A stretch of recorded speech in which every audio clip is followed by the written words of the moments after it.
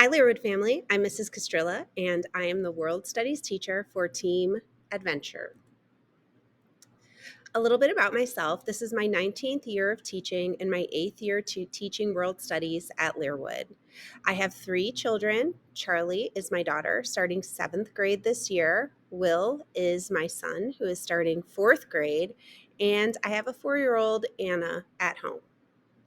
I love to cook, I love to read, I love to go for long walks and spend some time with my family. So just a little bit about myself.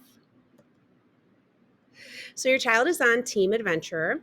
I am Mrs. Castrilla. I am the World Studies teacher. Mrs. E. Lee is the ELA teacher. Mrs. Esley is the science teacher. And Mr. Herman is the math teacher on our team.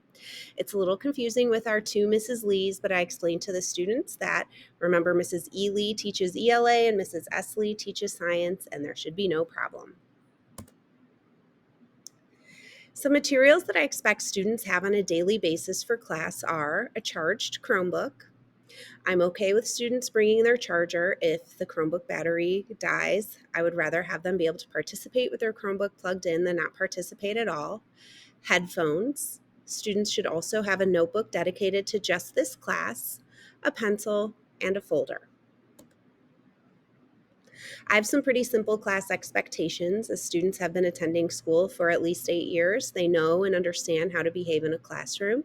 So I expect that students are prepared, that they are respectful, responsible, and always try their best. In this class, I use a weighted grading system. So that means final exams for each unit are worth 40% of a student grade. Summative assessments will be made up of quizzes and digital notebooks. Generally, there's about 3 quizzes and notebooks per quarter. That will take up 30% of their grade. Each unit, which comes about each quarter, will have one project that is done completely in class, and that'll make up 20% of their grade. And then classwork and homework make up 10% of their grade. Using this weighted system allows me to truly measure if the student has learned content being presented in class.